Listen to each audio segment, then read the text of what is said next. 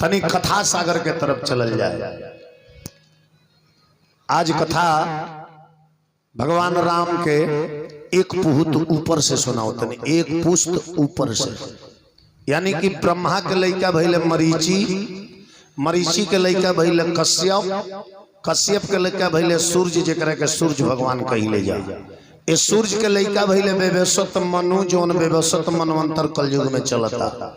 वेवस्वत मनु के लइका भइले राजा इक्ष्वाकु, राजा इक्ष्वाकु के लड़का भइले राजा विकुक्षी, विकुक्षी के लड़का भइले शकुनी, शकुनी के लड़का भइले ससाद, ससाद के लड़का भइले आर्द, आर्द के बिढ़ासव, बिढ़ासव के श्राव, जे समस्तीपुर नगरी के बसौले रहे। श्राव के लड़का भइले हरेशव, हरेशव के लड़का निकुंभ, निकुंभ के लड़का संतासव, संतासव के लड़का रहे राजा प्रसेनजीत, राजा प्रसेनजीत के लड़का रहे राजा यूनासव, आ राजा यूनासव के ही पेट से एगो लड़का भई रहे जेकर नाम पड़ल रहे मंधाता।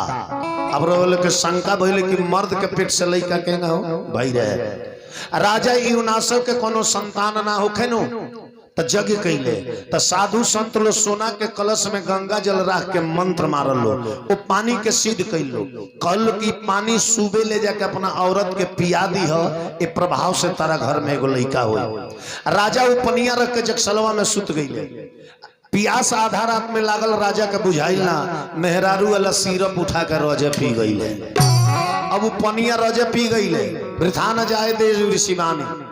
अब राजा के ही अवस्था गर्भवती के हो गई, तो साधु लोग उनकर पेट फाड़ के वो लड़का के निकाल लो, वो लड़का के नाम पड़ल मंधाता। मंधाता के लड़का भैले पुरुकुस्त, पुरुकुस्त के लड़का भैले त्रिढ़स्यु, त्रिढ़स्यु के लड़का भैले संभुत, संभुत के लड़का भैले सुधनवा, सुधनवा के लड़का त्रिधनवा, त्रिधनवा के लड़का त्रियावरुण, त्रियावरुण के लड़का रहे राजा त्रिशंकु, आ वही त्रिशंकु के लड़का रहे सत्यवादी राजा हरिश्चंद्र। वही त्रिशंकु के लड़का सत्यवादी राजा हरिश्चंद्र रहले। हरिश्चंद्र के लड़का भइले रोहित, रोहित के लड़का भइले हरित, हरित के लड़का भइले चुचू, चुचू के लड़का भइले ब्रीक, ब्रीक के लड़का भइले पाहुक, आ वही राजा पाहुक के लड़का भइले राजा सगर, जेकरा 60,000 लड़का रहले, 60,000। राजा सगर के दूगो औरत रहली, एगो औरत के नाम रहे सुनीति, एगो के नाम रहे कृष्णी।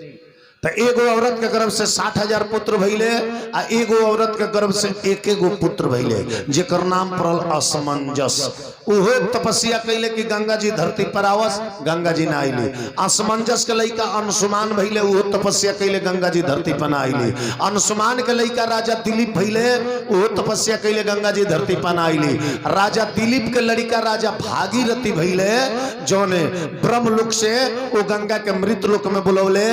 अभी भी गंगा बंगाल में बहेली, वो गंगा के नाम है भागीरथी गंगा, काहे कि राजा भागीरथी बोलौले रहे।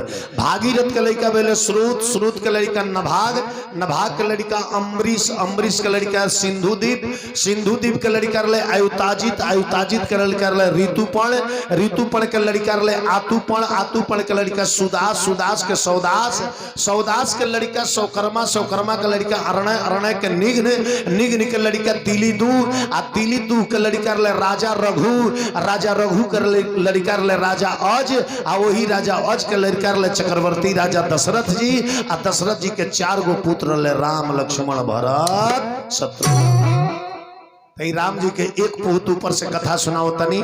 राजा अज के समय से ध्यान दिए बबुआ, राजा अज के धर्म पत्नी के नाम इंदुमती रहे। का नाम रहे? इंदुमती। राजा यज के कोनो संतान ना होखे, बहुत समय बीत गई। अब दशरथ जी के जन्म केगा भइल हम आगे बताए। बहुत समय बीत गई, तीसरा पन में वो राजा के एगो लड़की जन्मल, लड़की। लेकिन लड़की जन्मल तो कैसन जन्मल, आई है कथा सुनाओ तन ध्यान से सुनो। अरे राजा यज के बेटी सुंदर बबुनिया, है जीवनिया जग में भार हो गई हो।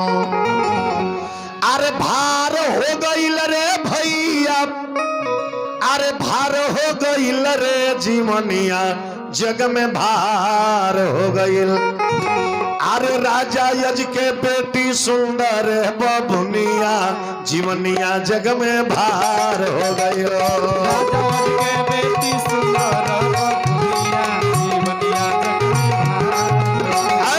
राजा यज के बेटी सुंदर बबुनिया जीवनिया जग में भार हो गई।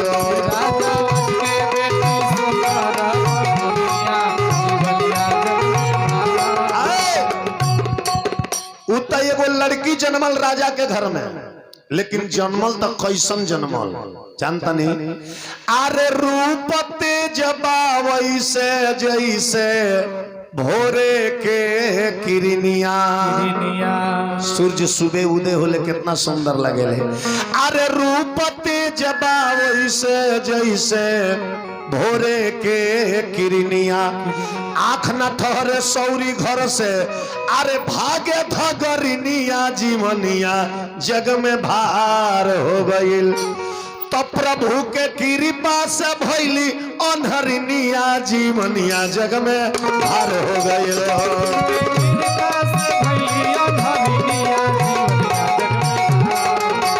प्रभु के कृपा से भइली अनहरिनिया जीवनिया जग में भार हो गईल।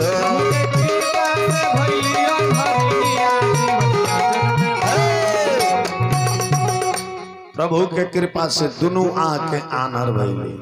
अब उनको पूर्व जन्म के कथा बा। पूर्व जन्म में हंस हंसनी के कथा आगे हम सुनाई, लेकिन पहले कथा के लाइन धरावे दी। भाई पोई पोई बजावो तनु तनी माना ना कइल जाओ कि तनी कमे साउंड के बजावो लो। हां और डीजे लगा धक धक बाजता वो कहि जे तनी साउंड कम कर दे। हां ध्यान देवे के बाद। अरे प्रभु के कृपा से बबुनी जन्मल बाड़ी अनहरिनिया। आ बबुनी के जन्मते जन्मते अरे मरी गईली महरनिया जीवनिया जग में भार हो गईल। अरे तो बाबा टुनटुन हलचल गावेले कहनिया जीवनिया जग में भार हो गईल।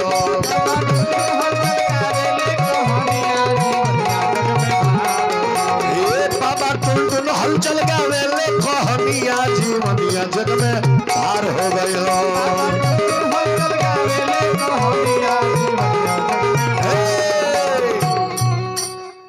एक तो लड़की जन्मल, दूसरे में दोनों आके आनहर, आ तीसरे में जन्मते ओकर माइये मर गई। जेकर माइये जन्मते मर जाओ ओकर जीवन बहुत बेकार लगेला। कहीं कि जिंदगी के जानता नहीं, ज्ञान का पहला गुरु का नाम है माँ।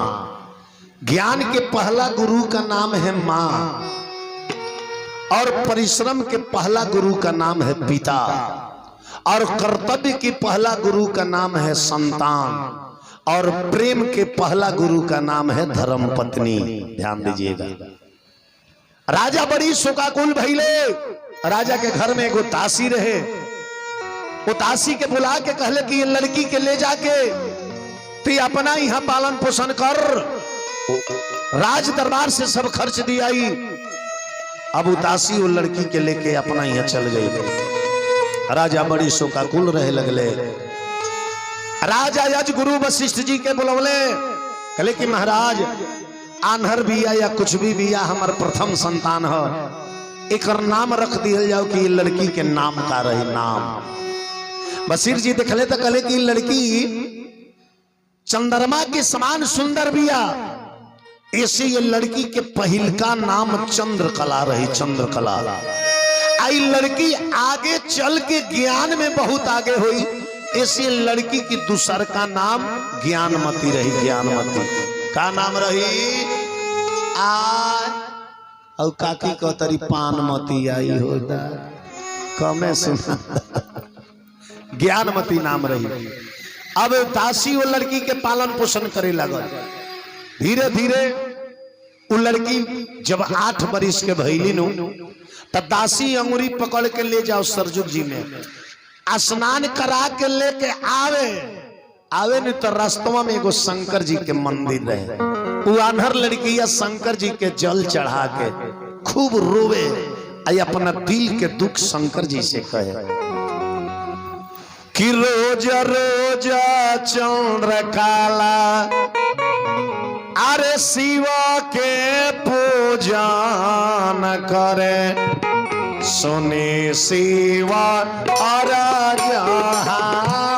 हमार है रोज रोज चंद्र काला शिव के पूजन करे सुनी शिव और आरे रोज रोज चंद्र काला शिव के पूजन करे सुन शिवा और हमार है रोज रोज चंद्र काला शिव के पूजन करे सुनी शिव और लड़की रोवे भगवान शंकर से कहे अरे ढाला सोना चांदी सगरी भरल बाटे आँख बिना जिंदगी बेकार है सोना चांदी सगरी भरल बाटे आँख बिना जिंदगी बेकार। हई गौआ नगरिया के लोगवा कहत बड़े के करी अनहरी से बिया हे हे हे गौआ नगरिया के लोगवा कहत बाड़े के करी अनहरी से रोज रोज लड़की पूजा करे लागल समय बीतत गई समय बैठल ना रहेला रउआ बैठ गइल बनी हम बैठ गइल बनी समय नहीं के बैठ समय अपने गति से चलता समय बीतल वो लड़की बचपन से सियान भइल आरे बचपन बीतल ढलल जवानी में उमरिया हरी तनी सोनी पंचे अब आगे के खबरिया हरी सोनी पंचे आगे के खबरिया तनी सोनी पंचे आगे के खबरिया हरी सोनी पंचे आगे के खबरिया एक दिन के घटना हो दासी संग ही रहली पकर लयंगुरिया हरी दासी संग ही रहली पकर लयंगुरिया दासी संग ही रहली पकड़ लयंगुरिया हरी एक दिन घूमत रहली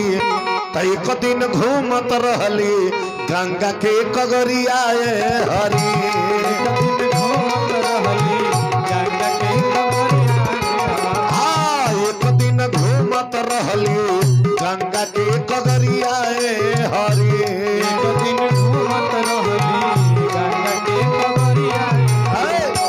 एक दिन गंगा के कगरी घूमत रहे लो वो लड़की आन्हर रहली लेकिन एगो चीज के बड़ा शौकीन रहली सुंदर सुंदर फूल महके के बड़ा शौक रहे दासी सुंदर सुंदर फूल तुर के देवी महकस सुगंध अच्छा लगे नु दासी के कुछ इनाम दे दे तले जान तनिका भई एगो फूलावा दहत लागल रहे कगरिया हरी एगो खूब सुंदर फूल गंगा जी में दहत गंगा जी के कगरिया लाग रहे एगो फूलावा दहत लागल रहे कगरिया हरी तले वच के पड़ल अरे दासी के नजरिया हरी तले वच के पड़ल दासी के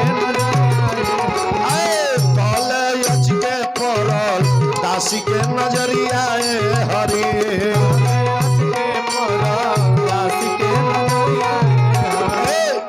दासी देखली कि बड़ा सुंदर फूल बा यदि एकरा के छान के देम आई महकी है सुगंध अच्छा लगी तो जरूर कुछ इनाम मिल जाई। तो दासी जानता नहीं क्या कहली, दासी छान के दिहली हो, दासी छान के दिहली बबुनी के अजुरिया हरी, दासी छान के दिहली बबुनी के अजुरिया हरी, हो दासी छान के दिहली बबुनी के अजुरिया हरी।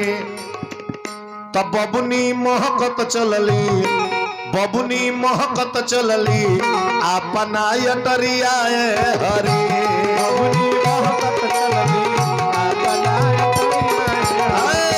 बबुनी महकत चलली अपना अटरिया हरी,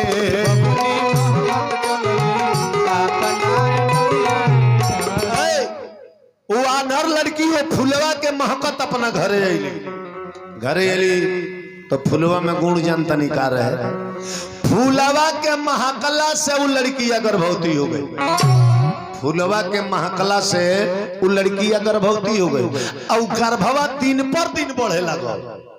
अरे धीरे धीरे पेटवा में बचवा पलाए लागल, धीरे धीरे पेटवा में बचवा पलाए लागल, धीरे धीरे पेटवा में बचवा पलाए लागल, धीरे धीरे पेटवा में बचवा पलाए। एक खबर महाराज अज के मिलो, महाराज अज ताशी के लगे ले कहले कि ताशी ते तब परमानेंट संगे रहेली, बताओ बताओ ई के कर लड़का है जे लड़की के गर्भ में पालन हो रहल बा, त खतरा बतासी के वैसन बुझाए लागल, खतरा बतासी के वैसन बुझाए, आहा खतरा बतासी के वैसन बुझाए लागल, खतरा बतासी के वैसन बुझाए। एही में कितना लोग बैठल ओंघाए लागल, एही में कितना लोग बैठले ओंघाए लागल, कितना लोग जिलेबी मांगा के जे खाए लागल, जिलेबी मांगा के जे खाए लागल। भगवान के कथा में बैठ के खाए ला जाला, खाए खातिर 10 मिनट के समय मिलेला ना बबुआ, ओई में जाके खा लेवे के चाहिए। हमार ड्राइवर के देखी कुछ मेला में कुछ खा सकले और यहाँ आवते 1 किलो जिलेबी खइहन ओकर बाद कुछ मुंह में ना डाले ले, ए पर हम खुश रहे। प्रेम से बोली वृंदावन बिहारी लाल की। हाँ तो हमारा देखी खाना बहुत लोग बनाई, लेकिन जो हमारे ड्राइवर साहब बना दिल केहू ना बना सकेला। रात एगो बुढ़िया का की कोहड़ा दे गई आधा कजली हलचल बाबा कोहड़ा के सब्जी बना के खाए, यहाँ कहता नहीं जो हटी हम बड़ा बढ़िया सब्जी बनाई, हमनी के मोबाइल लगनी से चला रही या ना कोहड़ा के सब्जी बनाऊंगा, 2 किलो कोहड़ा में 3 जग पानी डाल के एकदम दाल लेखा कोहड़ा के सब्जी बनौले, कहता रहे जैसे चाइनीज सिस्टम। प्रेम से बोली वृंदावन बिहारी लाल की। अब देखी खतरा बादासी का ईश्वर बुझाए लगल, राजा याजी गुरु वशिष्ठ के बोलवले कहले महाराज अपना जोग दृष्टि से देखें, आप देख के बताई जाई केकर लड़का है लड़की के गर्भ में पालन हो रहल बा। वशिष्ठ जी आईनी अपना जोग से देखनी, घनी राजा गंगा जी के वो पार एगो साधु बाड़े जेकर नाम है उद्यवान ऋषि, उनके नाम उद्यवान ऋषि है। उस सवेरे गंगा स्नान करे आवत रहे, हाँ हिरन हिरनी के संपर्क काला देख के बाबा के तेज शरीर से बाहर हो गई ला, ओकरा के पृथ्वी पर ना फेंक के ए फुलवा में रख के गंगा जी में दहवा देले, हाँ उहे फुलवा ई छान के देले भी आ ई महकले भी आ, देव कृपा से वो बाबा के तेज ए लड़की के गर्भ में चल गई बा। अगर खानदान के प्रतिष्ठा रखे के बा वो साधु के संगे लड़की के विवाह कर दो। तो जानता नहीं का भाई, अरे साधु चिन्हा गईले शादी रचाई लागल, साधु चिन्हा गईले साधु चिन्हा गईले शादी रचाई लागल, साधु चिन्हा गईले शादी रचाए लागल। जाके राजा आज कले के महाराज आप हमारे पुत्री से शादी कीजिए, सारा घटना बतौले। उद्यमान ऋषि कले कि ठीक बात शादी तो कर ले, लेकिन हम ही संत 15 दिन हो जा तपस्या करे, 20 दिन हो जा, ये लड़की के देख रेख के करी। तो कहले राजा की दहेज में एगो दासी दे घल, दासी दहेज में वो हरदम में लड़की के सेवा करत रही। शादी हो गई, शादी करके उद्यमान ऋषि अपना कुटिया पर अले। तो उद्यमान ऋषि के गुरु के नाम रहे पराशर ऋषि। क्या नाम रहे? पराशर ऋषि। पराशर ऋषि। अब उद्यमान ऋषि अपना गुरु के लगे गए, कहले कि गुरुजी हमार दृष्टि गर्भ तक नहीं खे पहुंचत, रउआ कृपा से बियाह कैनी हा, हमार धर्म पत्नी गर्भवती बाड़ी, हमरे संतान हो, लेकिन रउरा खाली इतने देख के बता दी कि वो गर्भ से लड़का होई कि लड़की, बस इतने बता दी। देखले गुरु पराशर ऋषि, देखले उद्यमान तारा औरत के गर्भ से लड़का हुई, लड़का, लेकिन सुन लो जबे लड़का जन्मी दौड़ल हमरा लगे आवे के बाद हम जन्म मुहूर्त देखे अजेगा कहे बोंगा तारा करे के बाटे। चलिए ये उद्यमान ऋषि समय आइल तो लड़कवा जन्मल। अरे चांद के टुकरवा रे धरतिया पर जन्मल बाटे, सगरो अंगनावा चाचा हो गई जो। वो लड़का के रूप के प्रकाश से सारा अंगना में अजूर हो गई। अब उद्यमान ऋषि गुरु जी की हाथ उबरल बड़े, कले गुरु जी प्रणाम। रउरा कृपा से एकदम हकीकत सत्य में हमारा बेटे भइल बा। गुरु जी कले के रह जा पतरा देखे दो, कले जे पतरा बाद में देखे। अरे कही कही गुरु हम अरे केतना लुटाए धरा, कही कही गुरु अरे कही कही गुरु हम केतना लुटाए धरा, कही कही मुद्रा लुटा दी अरे कोई रे करोड़, कतना मुद्रा लुटा दी बताई हमारा बेटा भइल बा। गुरुजी पतरवा देख लेते, कहले सुनो मुद्रा मत लुटाओ, खुशी मत मनाओ, हमार बात सुनो। अरे गुरुजी कहले बड़े ठीक है धारा तो मैं अपन बेटावा उठा लिया, चली जई ह कमनो सरे हवा के ओरे। ठीक है धारा अपने अपना बेटा का उठा ली है जौन जन्मलवा, सुन साग चौरा में चल जाई हो। आ कहीं पीपर के पेड़ होई नो, अरे पीपरा के गाछी तर खातवा तू खोन दीह, जियत दाफना रे दीह अपना किशोर। हरे गुरुजी के बतिया पर साधु बाबा रोवे लगले, गुरुजी के बतिया पर साधु बाबा अरे गुरुजी के बतिया पर साधु बाबा रोवे लगले, गुरुजी के बतिया पर साधु बाबा। गुरुजी कहले कि सुना आज ही आधा रात में अपना लड़का को उठा ली हो, सुनसान सरेह में चल जाई हो, एगो पीपल के पेड़ के नीचे खाता खोल के जियते अपना बेटा के दफना दी। दीवान ऋषि थरथरा गई ले, कहले महाराज सब गुरु चाहे लगे हमारा चेला के खानदान बढ़ो, एगो तब साधु होके बियाह कहनी, हमारा जिंदगी की पहला खुशी है ओ मेरे हुआ वो लड़कवा के जिंदा दफनावे के कहता। अरे महाराज शास्त्र बतावता कि मरल बेटा के भी बाप ना दफनावेला, दूसर लोग दफनावेला, रउआ हमरा के हमार जिंदे बेटवा दफनावे कहता नहीं, आखिर का है कारण का बा? गुरुजी कहले कि वक्त आई तो यह कारण बता दे, लेकिन आज हम कहले बानी तो कहल तारा करे के। गुरुजी के गुड़वा पर गिर गए वो दीवान में से झरझर झरझर रोवत अरे कहत, गुरु के पाव पकड़ के रोवले,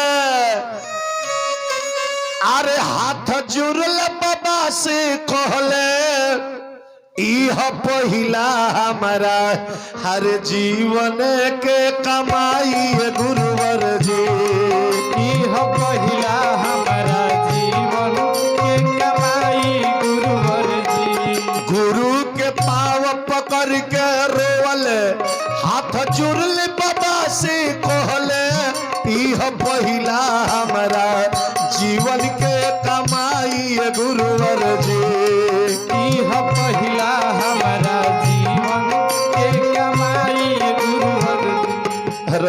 बताई गुरुजी।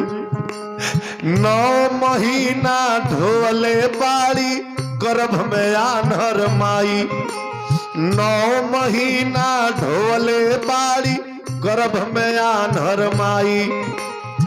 9 महीना ढोले बाड़ी गर्भ में आन्हर माई। मर जई है जब ई बात सुनाई गुरुवर जी। मर जई है जब ई बात सुनाई गुरुवर जी। मर जई है जब ई बात सुनाई गुरुवर जी। मर गई है जब ई बात सुनाई। और विचार कर, चाहे मोर परीक्षा होता चाहे कौन मजबूरी की तरह हमर परीक्षा लेता नहीं ना तर और कौन मजबूरी बा। चाहे मोर परीक्षा होता चाहे कौन मजबूरी। अरे आधा प्रेम के धागा अरे कैसे के हम तुरी। अरे तो जियत बाप के हाथे बेटा ना तो पाई गुरुवर जी। जियत बाप के हाथे बेटा ना तो पाई गुरुवर जी। जियत बाप के हाथे बेटा ना तो पाई गुरुवर जी। जियत बाप के हाथे बेटा ना तो पाई गुरुवर जी। कहले कि वर्तमान में ऐसन काहे हमारा के बतला दी। वर्तमान में ऐसन काहे हमारा के बतला दी। पूर्व जन्म के योग यज्ञ से अरे एक पल में जरा दी। तो एगो महापाप काहे साधु से करवाई गुरुवर जी। एगो महापाप काहे साधु से करवाई गुरुवर जी। एगो महापाप काहे साधु से करवाई गुरुवर जी। एक महापाप कहे साधु से करवाई। तब कहत रे वो दीवान ऋषि की 3 आदमी के हत्या जानता नहीं के करेला। 3 गो जीव के हत्या के करेला। गाय ब्राह्मण बालक बध गुरुजी महापाप कहाला। गाय ब्राह्मण बालक बध गुरुजी महापाप कहाला।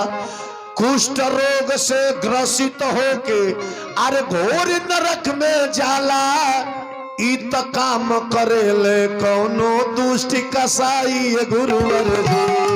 इत काम करेले कौनो दुष्टि कसाई गुरुवर जी। इत काम करेले कौनो दुष्टि कसाई गुरुवर जी। इत काम करेले कौनो दुष्ट कसाई। विचार करिए गुरुजी कहले कि हम कुछ नहीं के जाना। तू वचन ले लेबाओ वचन कर सन हमार वचन मानो। वक्त आई तो ये बता दे जे लड़का के काहे दफनवा दा। तो पहले के लोग गुरु के पिता के माता के वचन के पालन करत रहा। उद्यमान ऋषि अपना गुरुजी के बात मान ले। आधा रात में आइल बड़े आई अपने घर में। उद्यमान ऋषि चोर लेखा समाइल बड़े। चोर लेखा आन्हर महतारी लड़का के गोदी में लेके सुतल बा। चुपके से साधु बाबा चोर लेखा घर में घुसल बा। गुरुजी बतावल है बतिया अरे मान गईल जी छुअले। गुरुजी के गो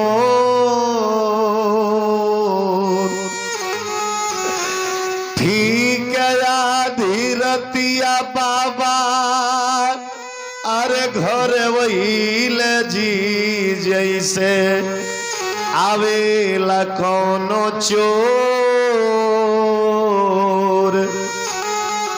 आन्हर महतारी वो लड़का के लेके सुतर रहे। धीरे धीरे गोदिया में से खींच के लेके चल। कान्हावा कुदारी गोदी में हर बालक बाट जी झरे झरे गिरताट लो पीपरा के गाछी तर अरे पहुँचल बाड़े जी बाबा ताके ले चारू ओर। जियत लाला नावा हर दफनाई देल जी पान अछत दिहले छोर। रोत बाबा अपना हर घर वहील जी थर थर कांपताट गोड़। बाबा के थर थर गोड़ कांपता। सबेर भइल आन्हर महतारी बिछौना टोतरी ए साधु बाबा हमर लइकवा हमर बिछौना पर नहीं गए। ए साधु बाबा हमर बाबू का हो गईले हमर बाबू। साधु बाबा कहले कि तार बेटा मर गईल। हमर बेटा मर गई की कहता हमर बेटा मर गई। अरे हमार बेटा हमारा स्तन के दूध पियत रहुए रौरा जी के कहते कि हमार बेटा मर गई। साधु बाबा कहले मान ल तार बेटा मर गई। बेटा के मृत्यु पर जब माई रोए लेने एक बूंद आंसू एगो सागर के बराबर होला। एक बूंद आंसू बेटा के मृत्यु पर माँ जितना रोती है ना जितना बाप रोते कोई नहीं रोता।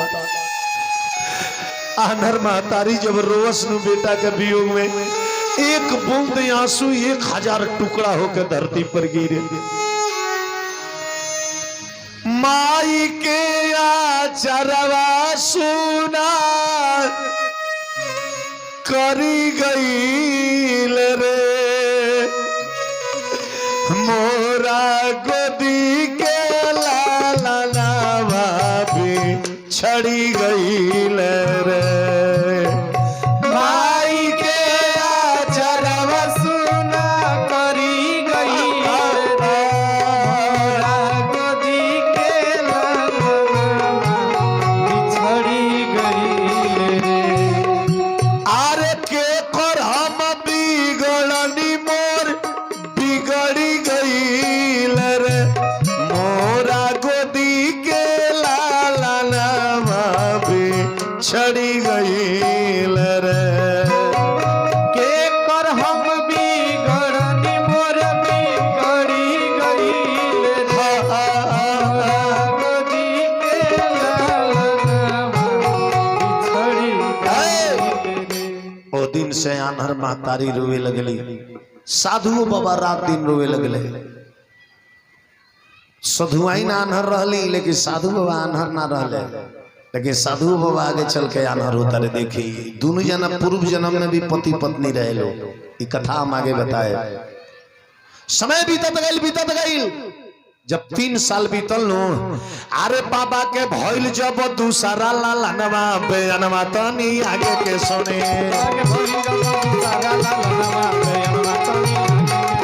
बाबा के भइल जब दूसरा लाला नवा बेनवा तनी आगे के सुने।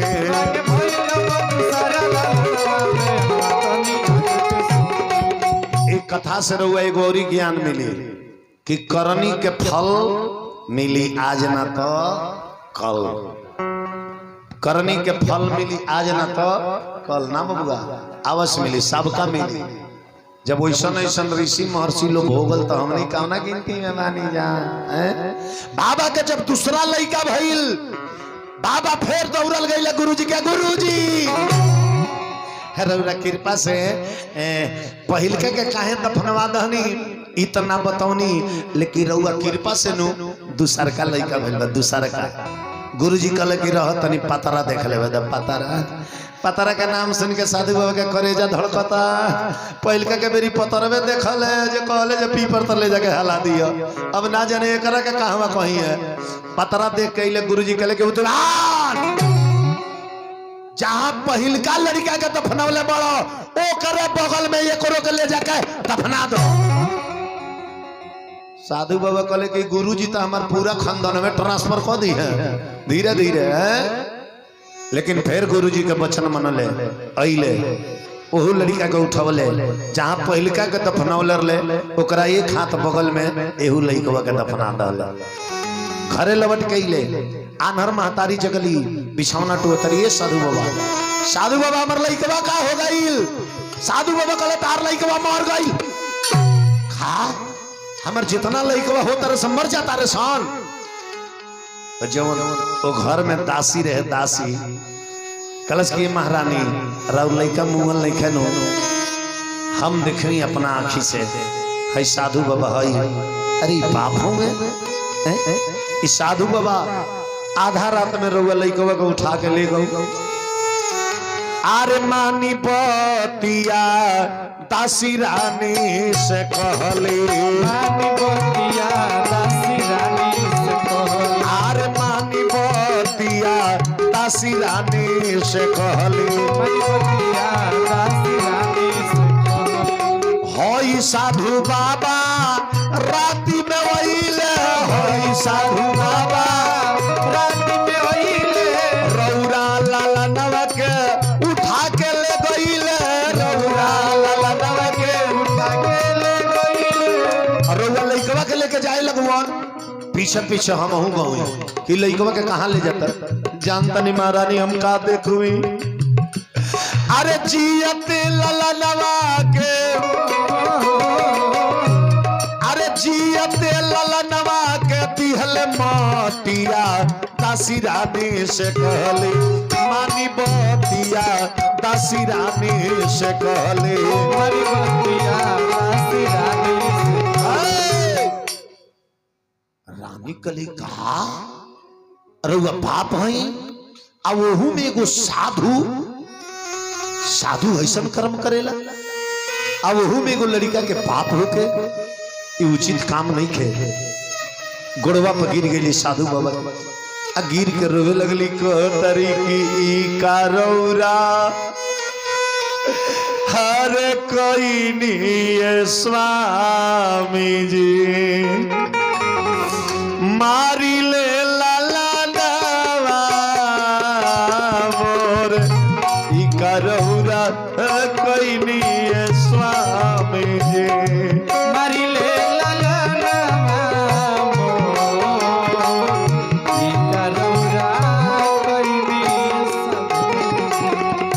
गीतिया के हमार गुरुजी गई ई का रौरा कोई नहीं है स्वामी जी मारी ले लाला नामा मोर ई करौरा कोई निये स्वामी मारी ले लाला।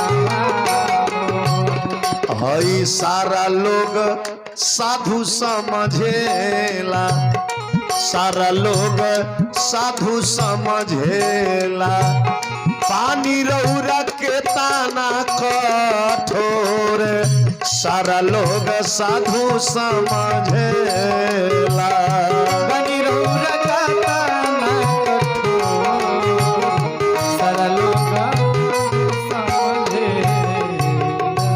रात दिन रानी बोले लगली आ रात दिन साधुओ बाबा रोवे लगले रोवत रोवत रोवत रोवत साधुओ बाबा के आंख बैठ गई साधुओ बाबा आन्हर हो गई आन्हर हो गई।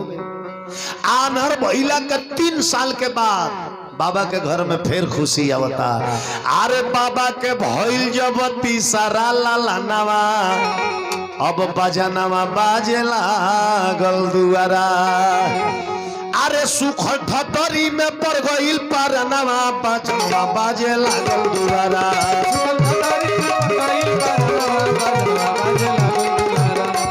आगे दुआरा या बबुआ लागल दुआरा हो बजनवा बाजे लागल दुआरा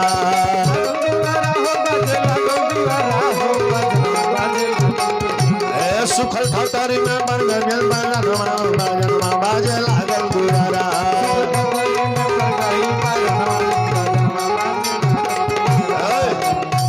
यही गीतिया करो उत्तर प्रदेश में बिरहिया भाई लो बिरहा में केंगा गावेला है आजमगढ़ फैजाबाद खलीलाबाद जब तो लोग अरे रई रई रई रई रई रई रई रई रई रई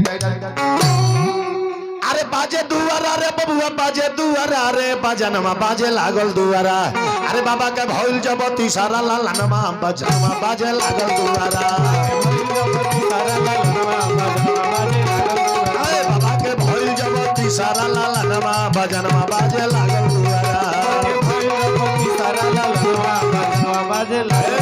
अरे रई रई रई रई रमा हो अरे यार मोर बबुआ अरे यार मोर भयवा अरे यार मोर बचवा तब बाबा के भइल जबती सारा लालनमा हो बजानवा बाजे लागल दुआरा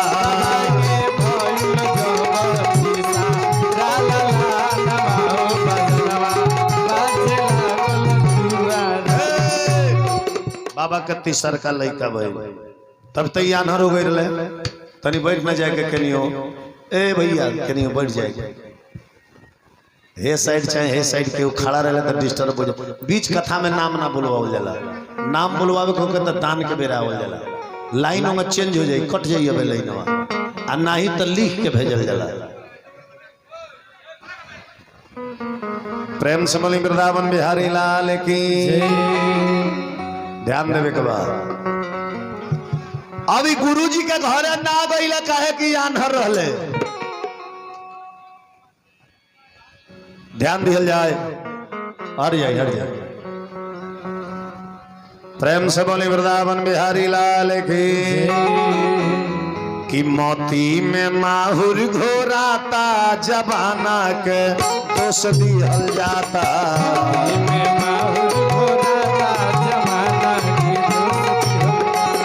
कहता घोर कलयुग आ गइल बा तो कलयुगवा के बोलौले के बा हम रहुआ कलयुगवे कहले बा कि मुर्गा खइयो कलयुगवे कहले बा जे बकरा कटियो कलयुगवे कहले बा कि केहू के पैकेट कटियो है ध्यान देवे कब हमारा बात पर गलती करता लोग कलयुग के निमंत्रण दे के खुद बोलावता तब कहता लोग घोर कलयुग आ गइल पहले के माई बहिन रहला कितना संस्कारी पहले के बुढ़िया जितना सेनूर करिए सन नाकी पर से लेकर चानी पर ले सेनूर करिए जा कह जा ये दुर्गा जी जितने लामा सेनूर कैले बनी नु उतने लामा उम्र हमारा बुढ़ऊ के बना दिया ओकरा से सिस्टम दूर भइल तब बीच मांग में लागल छुआ पहले के औरत सब बीच मांग में सिंदूर सुहावत लिया यानी कि अपने पति के निशानी को मैं हृदय के बीचों बीच में रखती हूँ ए बार जमाना फास्ट हो गई ए बार बॉब कटवा के हेंगा केसिया के ओंठ के हेंगा साइड में लेकर बाईपास में तनी ऐसा छुआ उतरी पतर जे हेने हवा खात रह बाईपास में ही का दुनिया जाता हमरा बुझात नहीं के तमती में माहुर घोराता जबाना के दोष दिहल जाता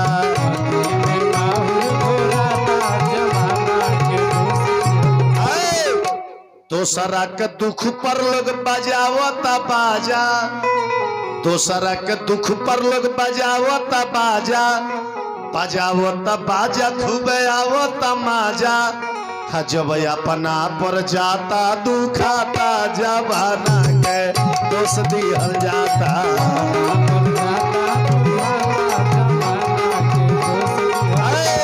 जब अपना पर जाता दुखाता जबाना के दोष दिहल जाता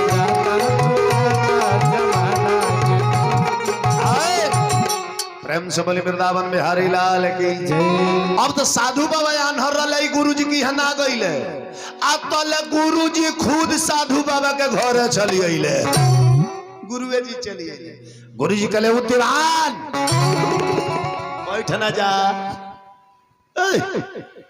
हमरा बुझाता है लइकवा भखले बाजे हम खड़ा रहे जबले रहे तबले अब तू लो दू जना आके खड़ा हो जा हे बगल चाहे हे बगल के खड़ा आदमी कथा बाचा कर रहे नु तो बुझाला नु जे ट्रेन के लाल झंडी देखल जाला कि रोके के बा वही हमनियो को बुझाला कि शायद रोके के बा ऐसे सामने होने के खड़ा रहो कोनो बात नहीं के हे बगल ना खड़ा होके चाहिए प्रेम से बोली वृंदावन बिहारी लाल की अब गुरुजी आके कहले कि बुद्धिमान।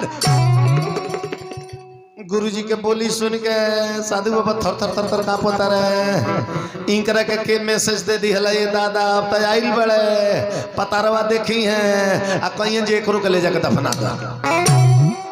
गुरुजी कहले कि हाँ बुद्धिमान ये तार असली बेटा है। ये कहले जे ये असली है। एकरा पहले दूगो पीपारवा तो हलावल बड़े सब असली ना रहे जा। गुरुजी कहले कि तारा नहीं क्या विश्वास नु आधा रात में जाइए तारा पता लग जाइए उतार बेटा रले है सकीना। आधा रात में दासी अंगुरी पकड़ के ले गई बाबा गईले दोनों लइकवा जहां दफनावर रले से आपसे में बतिया उतर ले जाए। एगो कहते यार बुढ़वा बड़ी होशियार बा जन्मते लिया के दफना दल सा। हम तो सोचले नहीं कि 5 बरिस के हो जाती आ बाबा के खूब लाड़ प्यार लग जाती नु बस धीरे से छोड़ के जमराज के यहाँ चल देती।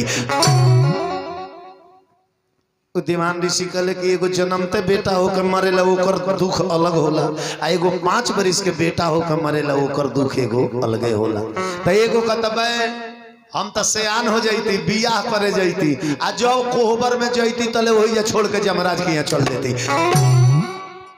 साधु बाबा कहले कि ई कोहबर में मरी तो समधी रूप में दुआर पर हम मुहती बापे बेटा का परम भोज के तारीख पर पड़ जाए। गुरुजी ठीक कहले बनी गुरुजी ठीक कहले बनी। तब लौट के अइले तो तीसरका लड़का के नाम जानता नहीं का रखाई। गुरुजी जब देखले बाड़े अरे पतरा की उघारी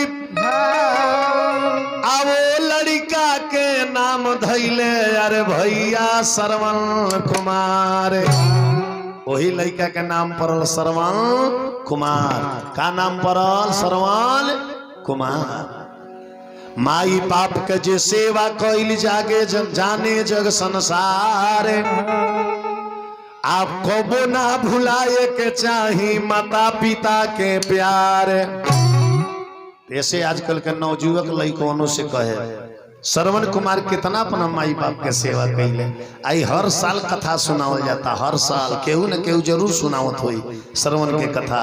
लेकिन गजब के दशाबा सब सुनते हुए भी लोग अपना माई बाप के अनादर करत है। आजकल के लइकवन से कहे कि फादर के आदर करी मदर के कदर। फादर के आदर करी मदर के कदर। सोना हमर सिस्टर सोना हो बरादर। सोना हमर सिस्टर सोना हो बरादर। गोपन श्रवण कुमार जानी जग संसार यार दुनिया में होई ताहर नामवा हो। तो छोड़ी माई बाप के करब पूजा पाठ फेल होई सगर भजनवा हो। छोड़ी माई बाप के करब पूजा पाठ के फेल होई सगर भजनवा। छोड़ी माई बाप करब पूजा पाठ के फेल होई सगर भजनवा हो।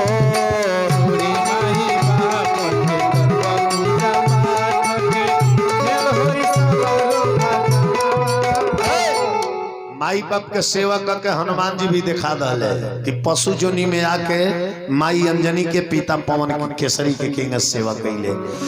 माई बाप के सेवा हनुमान कैले बंदर त्रेता में सेवा कैले रहले रामचंद्र। माई बाप के सेवा हनुमान कैले बंदर त्रेता में सेवा कैले रहले रामचंद्र। अरे माई बाप के सेवा हनुमान कैले बंदर त्रेता में सेवा कैले रहले रामचंद्र। अज्ञा दिहले बाप माई वन में गईले रघुराई। अरे कहतावे बेदावा पुरानावा हो। छोड़ी माई बाप करब पूज पाठ फेल होई सगर भजनवा हो छोड़ी माई बाप के करब पूजा पाठ की दिल होई सगरो भजनवा है जीव का ईश्वर के अंश रामायण में लिखल बा ईश्वर अंश जीव अविनाशी आ सहज चेतन अमल सुख राशि ईश्वर के अंश। अच्छा ईश्वर के अंश होके आ यदि रावण कंस के रास्ता पर चले तो उचित बा ना। ऐसे ध्यान दी कि मत बनी ह रावण मत बनी ह कंस हो तहरा में बाटे परमात्मा माँ के अंश हो।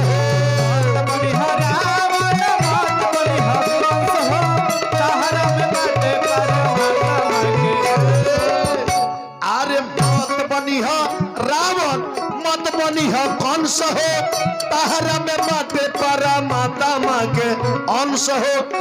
कहले हलचल टूना टूना ज्ञान कर भजन सुना अरे चेत पानी कर अपना मानवा हो अरे छोड़ी माई बाप करब पूजा पाठ फेल होई सगर भजनवा छोड़ी माई बाप के करब पूजा पाठ के दिल होई सगरो भजनवा। प्रेम से बोली वृंदावन बिहारी लाल की जय।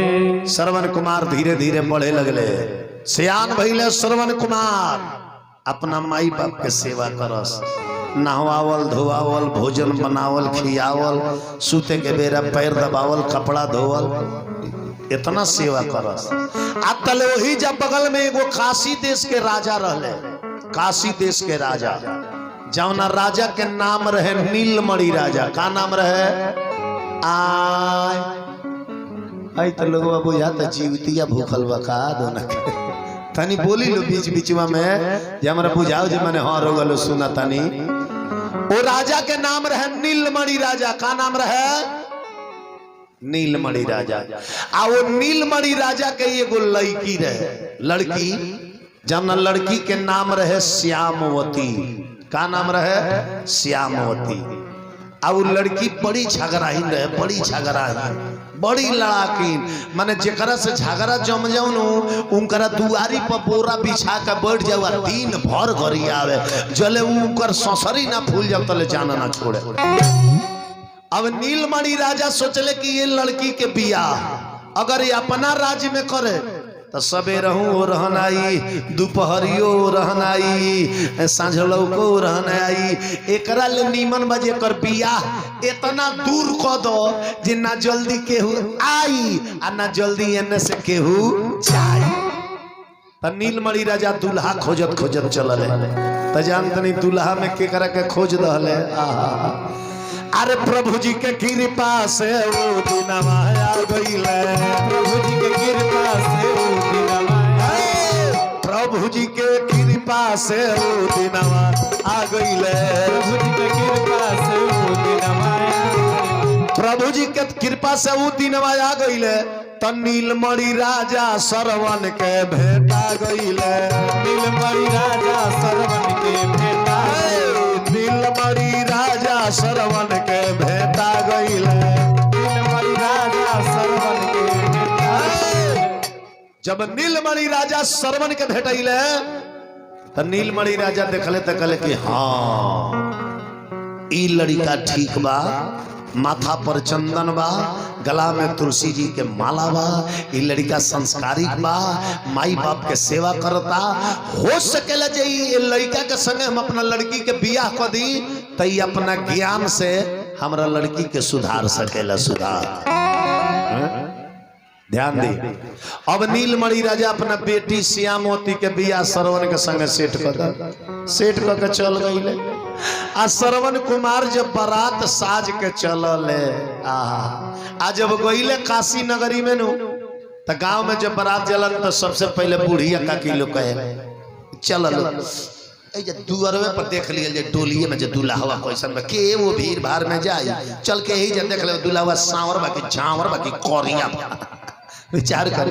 अब बुढ़िया का किलो गइल दुल्हा देखे देखल तो कल कि कितना सुंदर है दुल्हा बाड़े, कहवा है दुल्हा आ कहवा हो दुल्ही नहीं हो दादा। ऐसन काय दुल्हा के गर्दन में हौ लड़ाकिन दुल्हन बना तारी। सुनत तनी से किंकर माई बाप अंधा अंधी बालो, अरे वो दुल्हन जाई नु आ न 2 महीना सेवा करी, जब बियाह के बाद इनका माई बाबूजी के परम भोजो करे के पड़ जाई। अब बारात जब गईल तो माई बहन लोग कहता है दुल्हा बारात लेके भाग जाई, बियाह मत करी, अरे वो लड़किया जाई तर और घरवा बर्बाद कर दी। विचार कर तो जबरे बरतिया अरे नगरिया में आइले, बाजावा बाजला घाना घोर रहे।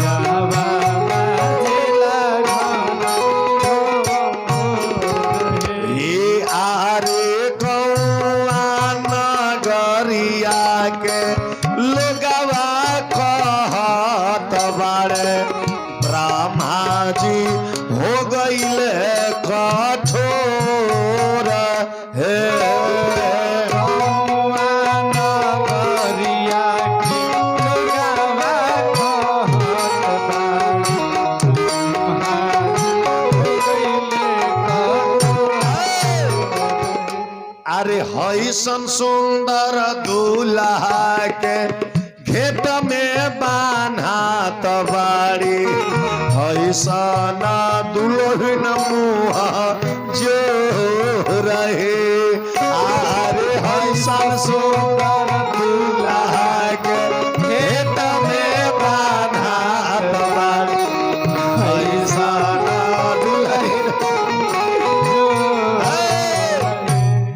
सरवन काले काहे बारात लेके भाग जाई? उ औरत होके हमर घर बर्बाद कर दी। अगर उ औरत होके हमर घर बर्बाद करे के क्षमता रखतिया तो हम मर्द होके ओकरे के सुधारे के क्षमता रखतनी। बियाह काहे ना होई? बियाह होई। अब देखी बारात रुकल, अब बियाह होके लगा, द्वार पूजा भई।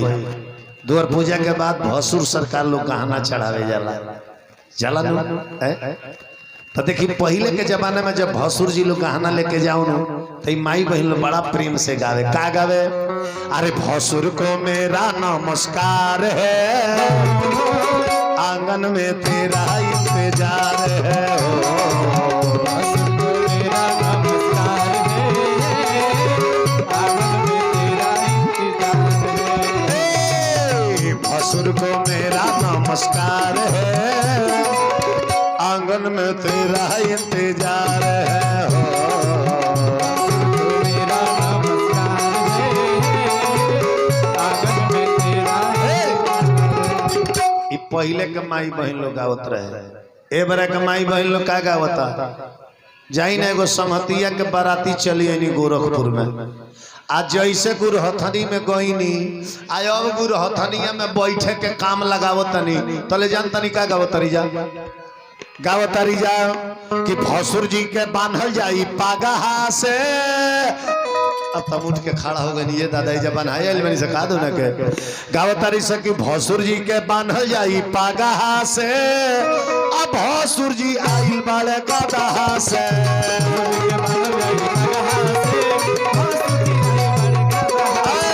भसुर जी के बांधल जाई पागहा से, भसुर जी आई बाड़े गदहा से।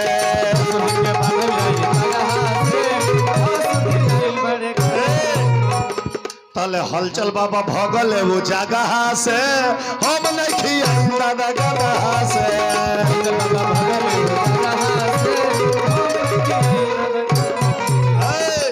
विचार करी ए जा गुरहथनी भइल, गुरहथनी में गहना चढ़ेला। का चढ़ेला? गहना चढ़ेला न। गहना कगो होला? इतना माता बहन बैठल बानी सब यहाँ लोग गहना पेनी ले। पूछाओ जो औरत के गहना कगो होला तो यहाँ लोग को खूब मालूम होता है। 8 गो से 9 गो गहना के नाम जानत होगा, बाकी मालूम ना हो। लेकिन औरत के गहना होला 32 गो। कगो होला? कगो होला? 32 गो होला कौन कौन। अब तू आके खड़ा हो गई जा ना बैठल चार कर बढ़ जा वही जा बढ़ जा। हाँ बैठा वही जा बैठा घटल हुई 10 रुपया ले गई है तनु खर्चा कहले फिर आई बड़े ले जाए खातिर हैं। औरत के गहना 32 गो होला कौन कौन। शीश फूल करण फूल टेढ़ी बिंदी मुक्ताहार बाजू बंद के कर नौगरी चूरी छोरे कारा छारा हारा हंसुली बिंदिया बिछिया मुनरी पायल मेहंदी झाला डणक नकझाबा नकझाबा देखले रनिया पहले कई बुढ़िया लोग पहनत रहला हई दोनों नकिया के बीचवा में छेद के पहनी लो हई बड़ा चाकर ढकन लेखा मुंह पर लटकल रही। पानियो पिए कोई तो काकी पहले खाते नकझाबा उठाइए तब पानी पिए। बूढ़ऊ ले ऐसे नकझाबा पहनावत रहला जे बुढ़िया बड़ा पहले पटीदारी में झगड़ा जमावत रहला। जब पटीदारी में झगड़ा जमाई है आ फुटुर फुटुर गरिया के काम लगा तो ऊपरा से मारी ठाक ठाक ठाक कहीं जते ही गरिया हम नकझाबा धोखा दे विचार कर। लेकिन कौन गहना काहे पहनल जाला कौन गहना काहे पहनल जाला कामना गहना के का अर्थ होला आई आज हम सुना देता नहीं। सब लोग गीत के अपना हृदय में धली के हलचल बाबा का कह के गईले जे कामना गहना के का मतलब होला ओकर अर्थ का होला वो गहना में ज्ञान का बा ध्यान दे। अरे गहना के गुण तनी सुनली माता बहिना लो। अरे गहना के गुण तनी सुनली माता बहिना लो तहे गहना में गुण बाट नाना येरा। गहना के गुण तनी सुनली माता बहिना गहना में गुण बाट।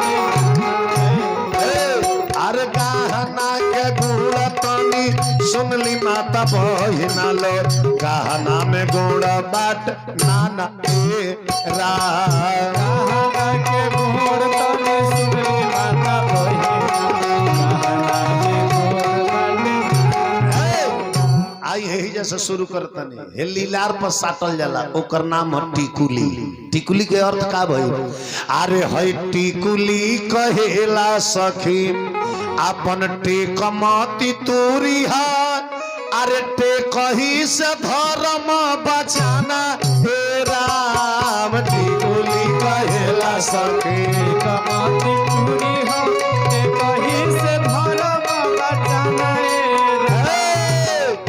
हई टिकुली कहेला सखी टेकमती तूरी है टेकही से धर्म बचाना राम।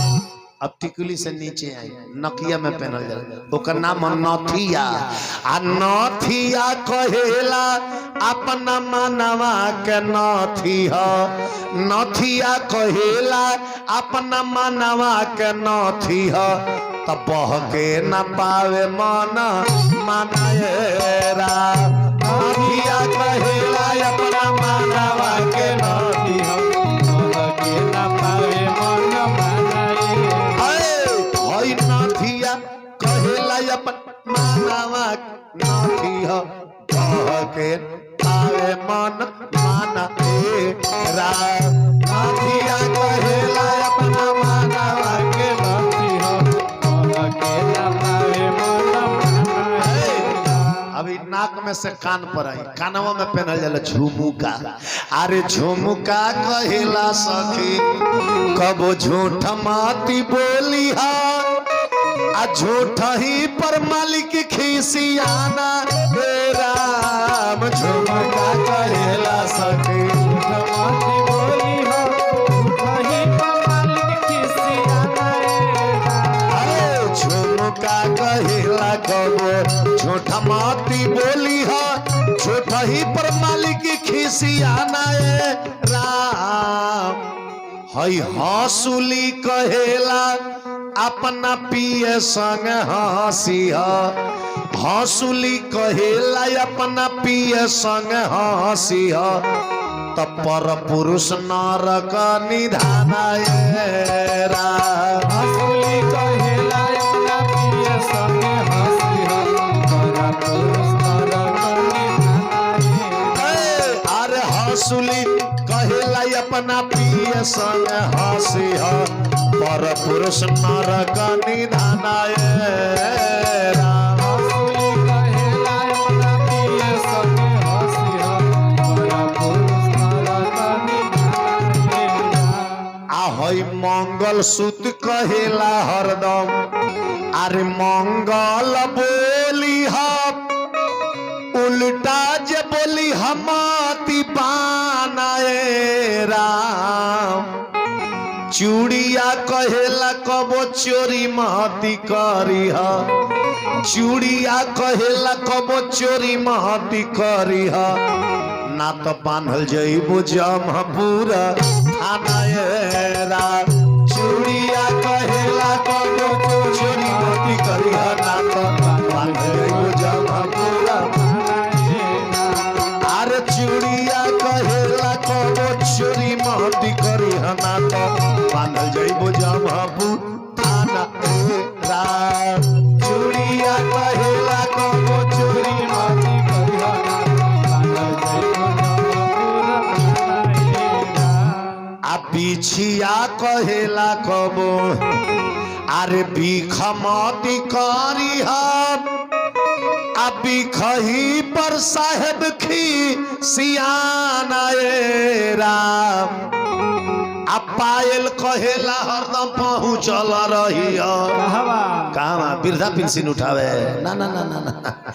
अरे पायल कहेला हरदम पहुँचल रही त जहाँ बाड़ संत सुजाना राम। पायल कहेला हरदम पहुँचल रही ह जहाँ बाड़ संत सुजाना।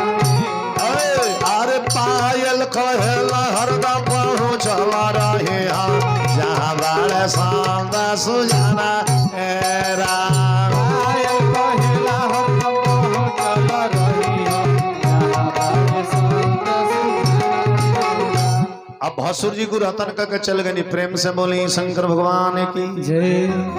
अब श्रवण कुमार के आंगन में बुलावल जाता बियाह खातिर। अब कन्यादान होई कन्यादान है। सब दान ले महादान कन्यादान सब दान ले महादान कन्यादान।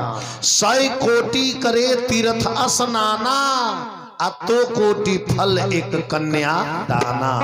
100 गो तीर्थ नहीं लेके फल एगो कन्यादान कैला से मिलेला। आ दुल्हा लो जब मड़वा में आवेला नु तो दुल्हा पढ़ लिख के इंजीनियर बड़े तक का हो ससुरारी में सर्टिफिकेट कौन चीज का मिलेला। गावेला लो हमारा पान बाटा घाटा के घास काटा वहीले ना बबुआ।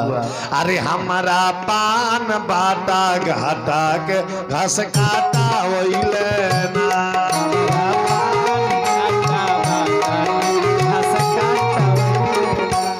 आमा ड्राइवर करले बियाह करे तई हंसबे ना कर सिकड़ी खातिर मुंह फुलौले तले को मेहरारू गावतिया हमारा खाइल बाइल मोटाइल के अरुआइल वही ना।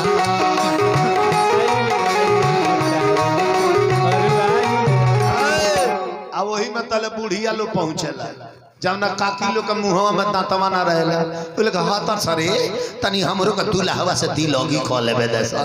तो बुढ़ियो गए आजा पढ़े का डाल नहीं फेंकब आजा चला वाला खुदारी आजा घोटाला हो का करे होइला ससुर। असमन पूछी न देवता असमन पूछी जेकरा मुंह में साफा दांत ना रहेला नु ओकरा जीवन में 4 गो चीज बड़ा बाहुर लगेला। जेकरा मुंह में साफा दांत नहीं केनु एगो मालदेव आम दे ना दी चापे के हहुआ के गुदा काटे के चक्कर में लगे तले आठी छटक के फर के चल जाए। ओहू से ना हो के जेकरा मुंह में साफा दांत नहीं केनु तनी एक कप चाय ना दे दी पिए के। जेकरा मुंह में दांत नहीं के चाय जान तनी केंगा पिएला हाथ में कप ले ली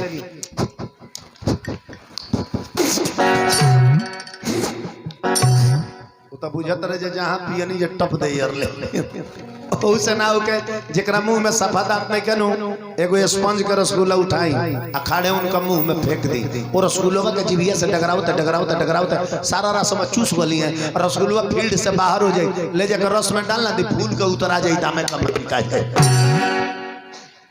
अनेक अनेक प्रकार के गाल देखी नु आई माई बहन लो जब गावे के सुर में आ जाला नु तो का गावे के यहाँ लोग के सुर में बुझाला ना साउंड वाला के साउंड जहाँ कोखी आई जे साउंड वाला के गरिया दिलो पंडित जी के आवे में जहाँ विलम्ब भइल जे पंडियो जी के गरिया दिलो कि शेर भर चौरा कहे आई जाई है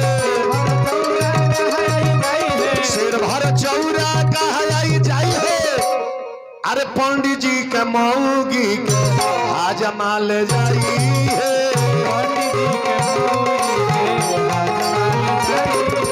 पंडियो जी के गरिया दिलो हाँ कौनो सुर में आ जाइलो ठाकुर में लेट होई ठाकुर के गरिया जानता नहीं कौना सुर में का गावे के बा यहाँ लोग के बुझाला ना जानता नहीं हमरा में बेंजुआ बजावो तरे नो बेंजुआ इनकरा गावे एगो लइका रहे आउ लइकवा रे मिर्गिया ओकरा मिर्गी के बीमारी होके ओ मिर्गियाहवा के बियाहे ना लागे मिर्गियाहवा लइकवा के बियाहे ना लागे लेकिन अगुआ तगड़ा भेटा गेल अगुआ के बल पर ओ मिर्गियाहवा के बियाह लागल जब बियाह लागल नु अब मिर्गियाहवा लइका के जब तिलक चढ़े लागल आ जब तिलक में मोटरसाइकिल मिलो तो इनकरा गांव के कुली माता बहन लोग गई रहे गीत गावे खातिर 5 गांव में माइक बनाइल बा आ हाथ में माइक ले ले बालो देखल कि रे मिर्गियाहवा के तो बियाहे ना होत रहला एकरा तो मोटरसाइकिल मिलल बा तो उ लो आगरा के खुशी में गीत जनता निका गावत लो माइकवा में अरे बाबू मिर्गियाहवा के होत बा बियाहवा हो बाबू मिर्गियाहवा के होत बा बियाहवा हे बाबू मिर्गियाहवा के होत बा बियाहवा हो तयो बयगुआ के बाटे बाधाई हाय सिया राम के भजो बयगुआ के बाटे बाधाई हाय सिया राम के ई गीतिया जानतनी के सुनत रहे लइकवा के बाबूजी नाश्ता चलवात ले कहले रे हमरा घरवा में ई कौन गीत होता रे ई तोप ढाप के बियाह होता आई माइक में गा के 5 गांव के जनावत तरी सजे बाबू मिर्गिया हो अब दौड़ल बड़े लइका के बाबूजी आ जाके हाथ में समाइक छीन लल करे चाप बियाह साटे आइल बड़ू लोग के बियाह काटे आइल बड़ू लोग तोप ढाप के बियाह होता ई लोग 5 गांव के जाना होता जे बाबू मिर्गियाहवा का होता बियाहवा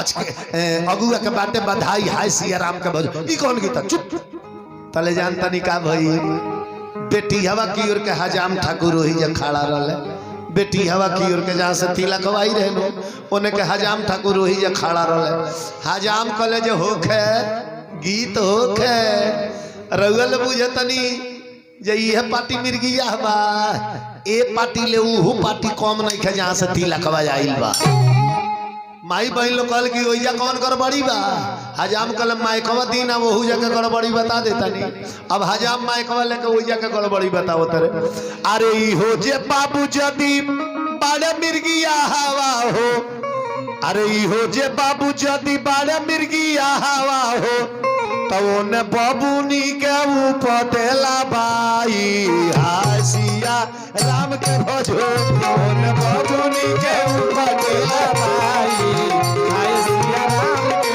ओने बाबूनी के ऊपर देला बाई हाय सिया राम के भजो बाबूनी के ऊपर देला बाई हाय सिया माई बहन लोग कल के हजाम बाबूनी के पाइया न उपटेला ए दुल्हावा में जोन गुण बानू उस संसार में केहू के लगे नहीं थे हजाम कल केतनो गुण होई नु दुल्हनिया 20 भी आई न ऐसे बाड़े कौन चीज में 20 बाड़े माई बहन लोग कल के दुल्हा में जानतर कौन गुण बा अरे होते सबेरे दुल्हा बिना बरस कइले खाले हो सवेरे बिना बरस कइले खाले होते सबेरे दुल्हा बिना बरस कइले खाले हो हजाम कहले आओ न दुल्हनिया साल में एक बेर नहाले हो दुल्हनिया साल में एक बेर नहाले हो न दुल्हनिया साल में एक बेर नहाले हो दुल्हनिया साल में एक बेर नहाले तका पार पीटे लगली दूल्हा के माई हासिया राम के भजो पार पीटे लगली दूल्हा के माई हाय सिया राम के तो सुर में कागा दिल कोनो तई नहीं बियाह भइल ब्याह भइल, सवेर भइल, विदाई होता। इतना लोग बैठल बा, हमारा बात पर ध्यान दे। इतना लोग बैठे हैं, थोड़ा ध्यान दीजिएगा। बेटी के विदाई एक मैयत के समान होता है। कुछ लोग कैले हुई विदाई, कुछ लोग देखले हुई। इस साल हलचल बाबा के भी कपारे इस साल पड़ रहा। बेटी की विदाई एक मैयत के समान होता है। दुनिया के हर माँ बाप पे आती है दुख की घड़ी, बेटी की डोला दरवाजे पर होती है जब आ खड़ी। रोने लगती है सहनाइयां हो करके उस दम उदास, विदाई मांगने जाती है बेटी जब अपने पिता के पास। जब लड़की का शादी तय होता है, ध्यान दीजिएगा, एक वो समय होता है जब लड़की का शादी तय होता है। जब लड़की का शादी तय होता है ना, उस दिन से लड़कियां रोने लगती है। लड़कियां रोने लगती है कि अब बाबुल का घर पराया हो जाएगा, बाबुल का घर छूट जाएगा, माँ का ममता छूट जाएगा। उस दिन से जब बेटी रोने लगती है ना, उस समय लड़की की माँ, उस समय लड़की की माँ अपने बेटी को समझाती है, अरे मेरी लाडली तू क्यों रोती है, मत रो मेरी लाडली मत रो। अरे बिटिया तो पराई होती है, पराई को तो पराई घर जाना ही पड़ता है, मत रो मेरी लाडली मत रो। एक वो समय था कि माँ अपने बेटी को समझाती थी। लेकिन आज जब विदाई का समय आया ना, तो खुद माँ अपने बेटी को गले से लगाकर माँ पुका फाड़ कर रोने लगती है कि सचमुच में मेरी प्यारी गुड़िया मुझको छोड़ करके चली जाएगी। उस समय माँ अखबारी में जब पकड़ कर रोने लगती है ना, तो उस समय बेटी अपने माँ को समझाती है, अरे मेरी माँ अब तू क्यों रोती है, अरे तू ही तो कहती थी कि बिटिया पराई होती है, अभी पराई घर जा रही है तो तू रो क्यों रही है मेरी माँ। अरे मैं तो तेरे आंगन की खेलने वाली एक छोटी सी पराई गुड़िया थी, अभी पराई गुड़िया पराई घर जा रही है तो तू रो क्यों रही है मेरी माँ। बेटी रोती है और अपने माँ से कहती है कि मैं गुड़िया तेरे आंगन की, मैं गुड़िया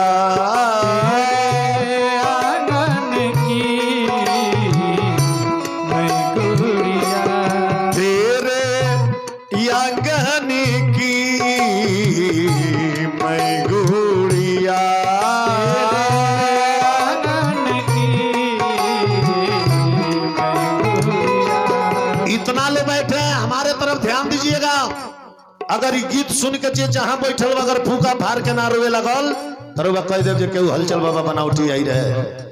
हलचल बाबा कथा में समय के अनुसार हंसावेले, समय के अनुसार रोआवेले। आ कथा शुरू तो शुरू, बीच में लवारिस बात ना होला, ध्यान दे। मैं गुड़िया तेरे आंगन की, मैं गुड़िया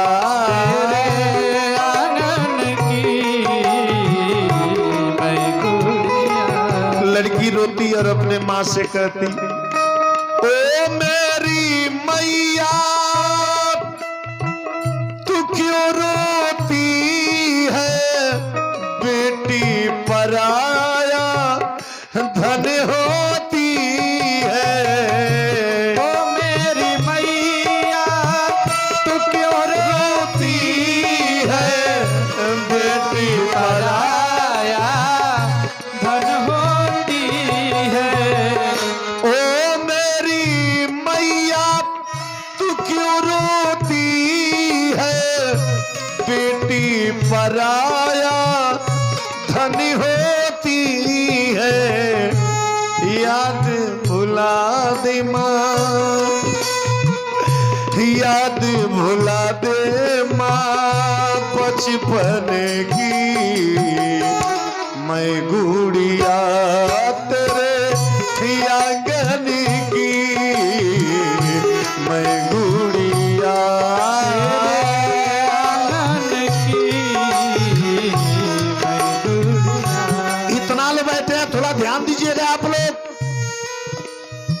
बेटी के विदाई समय सब लोग रोता है, चलता है।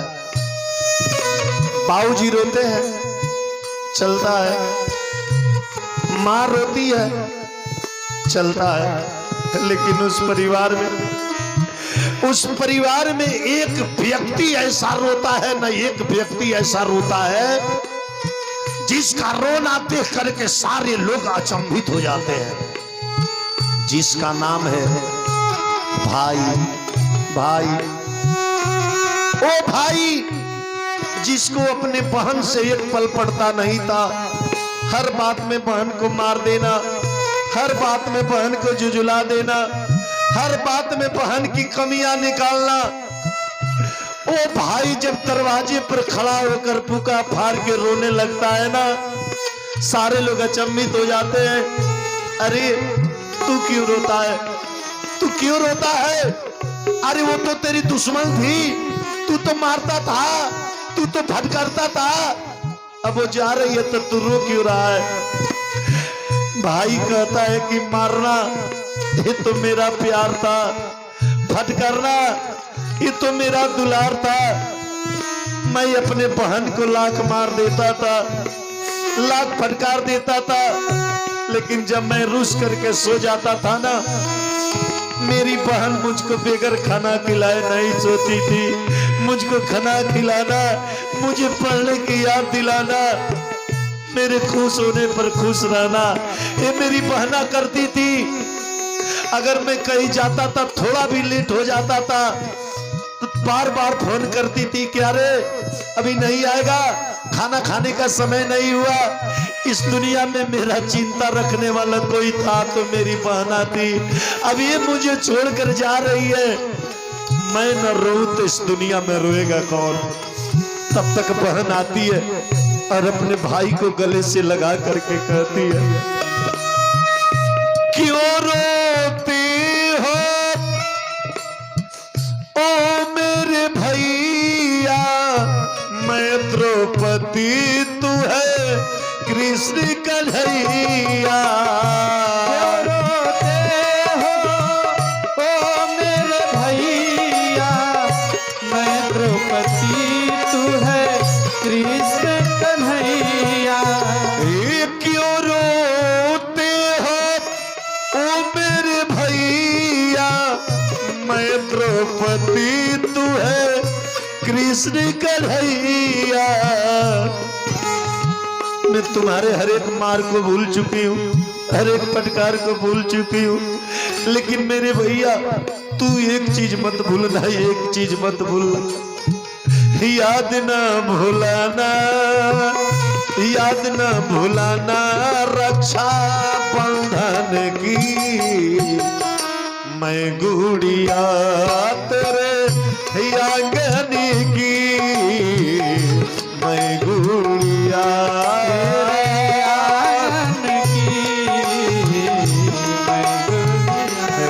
तेरे आंगन की, मैं गुड़िया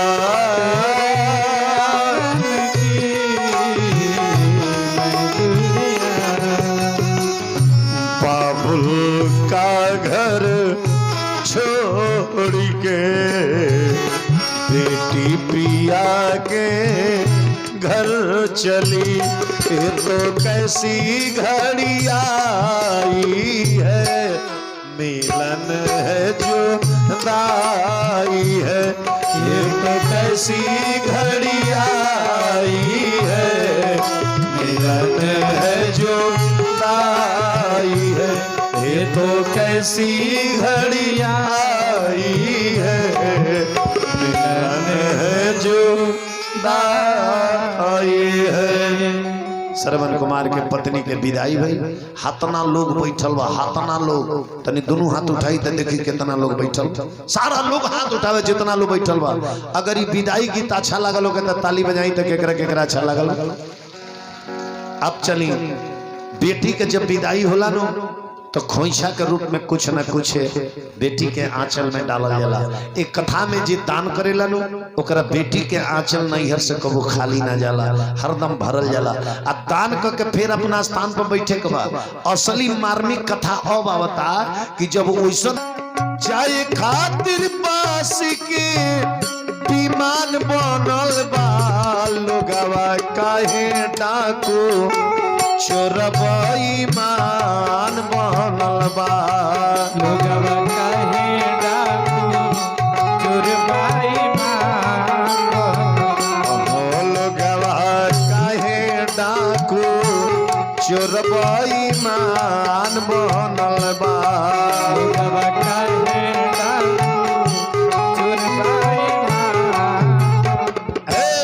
प्रेम से बोली वृंदावन बिहारी लाल की जय। सबे बैठ जाओ मंच पर केहू मत आई। ठीक, कथा प्रारंभ। हाँ, कथा प्रारंभ बा। जब श्रवण कुमार के माता जी अब रुक जाए, अब रुक जाए, रुक जाए, रुक जाए, रुक नहीं तो श्रवण कुमार के धर्म पत्नी जब विदाई क के अली नु मन 3 रात कसहू कसहू बुझाइल जे मन घर में दुल्हन आइल बड़ी। 3 रात, तीसरका रात के बाद ड्रामा चालू है। जहिया से दुल्हन महलिया में अइली कोठा अटारी बिलट गईल माटी में। हे अनहरो अनहरिनियन के खिचड़ी दुलम्बा ढकेल दिहल बारे एगो टूटल घर टाटी में। अली तयावते का कैली एगो अलग पलानी डलवौली, पलानी आ पलानी डलवा के आ ओही में अपना सास ससुर के बैठा दली। सास ससुर के बैठा दली, कोहार के यहाँ गईली एगो हड़िया बनवली, हड़िया आ एक एगो हड़िया में 2 गो पेट बनवली, 2 गो पेट घेरवा दली। एक हड़िया में एक बगल खीर बने आ एक बगल खिचड़ी बने, एक बगल गुड़ पड़े आ एक बगल एक अजूरी नमक पड़े। माता जी बताई मंच पर गई 5 मिनट हमारा।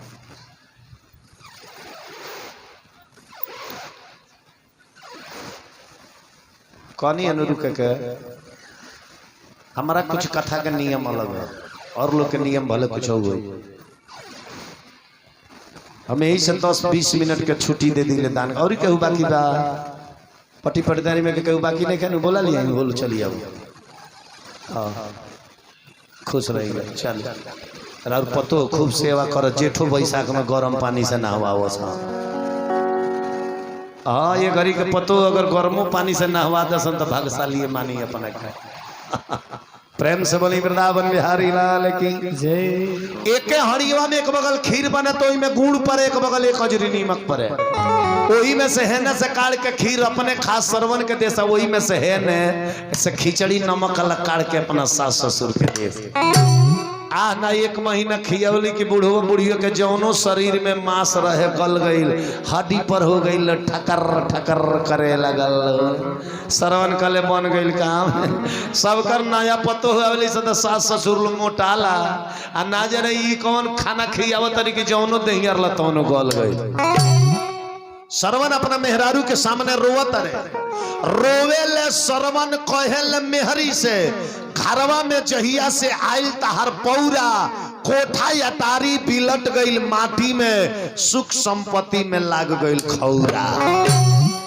ऐसा न व्यवस्था कैले। रोवेले श्रवण कहेले मेहरी से घरवा में जहिया से आइल तहर पौरा कोठा अटारी बिलट गईल माटी में, सुख संपत्ति में लाग गईल खौरा। श्रवण के मेहरारू कहले हाँ दे हमार नाम ले तो मत यहाँ, हम नहीं रहती तब माथ पर मौर ना चढ़ी है, चनन टीका पर बियाह ना भई रही। हम नहीं रहती तब माथ पर मौर ना चढ़ी, आंगना में डेग कबो परी त ना दौरा। हम तो भाग में ठीक है बानी, भाग में या भागा भेटा गई रौरा। श्रवण कहले जे हाँ तू नहीं रहतू तो माथ पर मौर ना चढ़ी, आंगना में डेग कबो परीत ना दौरा। आ हई शंकर समाधि में जिंदा समा जाई है, जब तारा वैसा लड़ाकू भेटा जाई है गौरा। हमरा माई बाप से तारा कौन दुश्मनी बा? कौन दुश्मनी बा सरवन के मेहरारू कली काहे ने के दुश्मनी आज के बाद अब हे घर में बुढ़वा बुढ़िया रहे सब हम ना हम रहे तई दोनों बुढ़वा बुढ़िया कले सरवन के हमरा माई बाप से कौन जलन बा त सरवन के मेहरारू कहली अरे बैठल बैठल बुढ़ावा खे खरता दुआरी पर बैठल बैठल बुढ़ावा खे खरता दुआरी पर अताहरा गुमान बाटे बाप महतारी ताहरा गुमान बाटे बाप महतारी आई देखब तार धन हम कितना जुगावत नहीं देखब आई अरे हम दिन काटतानी पेवन साथी साड़ी पर हम दिन काटतानी पेवन साथी साड़ी पर हे बुढ़िया के चोखा चाही नीमन तरकारी पर हे बुढ़िया के चोखा चाही नीमन तरकारी पर सरवन कुमार कॉलेज हम जानता नहीं तारा घर के लोग का खाला देखी मेहरारू से झगड़ा होखे नो सब कुछ कहले लेकिन वो झगड़ा में ओकरा नैहर का बुराई मत करे दू चाटी मार देब नु साँझ ले झगड़ा सलट जाई लेकिन वो झगड़ा में नैहर का बुराई कोई नहीं जे 2 महीना वो झगड़ा सलटे के नामे न लिया हाँ अगर मेहरारू के रोटी के साइज देखे के तो तनी नैहर के बुराई कर दी सवेरे आ राती खान तनी रोटी के साइज देख ले कितना गोल भइल बा उ खीस में रोटी बेलाला प्रेम से ना बेलाला खीस में बेलाना जे होता से नैहर एकदम चाइना का नक्शा लेखा रोटी बने विचार करी तो सरवर के मेहरारू गली हाँ दे हमारे बाबूजी के घर में तार घर में लग जाई हाँ देखलन बाप घर रहनिया तारी देखलन बाप घर रहनिया तारी पर सोना चांदी मिल रहे लाल लाल गाड़ी पर सोना चांदी मिल रहे लाल लाल गाड़ी पर हमारा नैयर का हंसता रह अपन मुंह नहीं खा देखो अरे परई ना चढ़ी हो कबो तारा हाड़ी पर परई ना चढ़ी अरे कबो तारा हाड़ी पर हमारा के हंसे लहे सुअर के खोभारी पर हमारा के हंसे लहे सुअर के खोभारी पर सरवन कुमार कहले का करी ए दादा हमार मेहरारू तो उल्टा भेटा गइल बिया हम कहतनी कह एक तो हमरा विपरीत में कहती तू हम कहतनी कह बी तो कहती सी सरवन कले जो हम कहतनी सोच तो उल्टा करतिया त काहे ना एकरा के उल्टा कही जे सोच करो माने सोच कहतनी तो उल्टा करतिया तो उल्टा सिखा तो सोच करी तो सरवन कुमार गई अपने मेहरारू के लिए सुना तू का चाहता रू ये नहीं चाहता रू बुढ़वा बुढ़िया मर जा ये तो हम चाहता नहीं जब बुढ़वा बुढ़िया मर जा लेकिन हम चाहता नहीं कायदा से मुँह आवे के तू चाहता रू बेकायदा मुँह आवे के सरवन के मेहरारू कहली हाँ रउआ चाहता नहीं बुढ़वा बुढ़िया के मुँह आवे के तो हाँ तो रउआ केगा चाहता नहीं सरवन कहले जे हम चाहता नहीं नु हम मुँहे आला 2-4 गो जोड़ी जानता नहीं मुँहे आला 25 दिन खियाव दोनों जना सुतले रह जाई है आ गांव नगर में तहार नामो हो जाई कि सरवन के मेहरारू अपना सास ससुर के खूब सेवा कर दिया कहली जे कौन जड़ी है जी तो सरवन कहले सुनो दोनों के जान मारो लेकिन हम कहत नहीं होगा अरे दोनों के जान मारो विचार बात हमरो दोनों के जान मारो विचार बात हमरो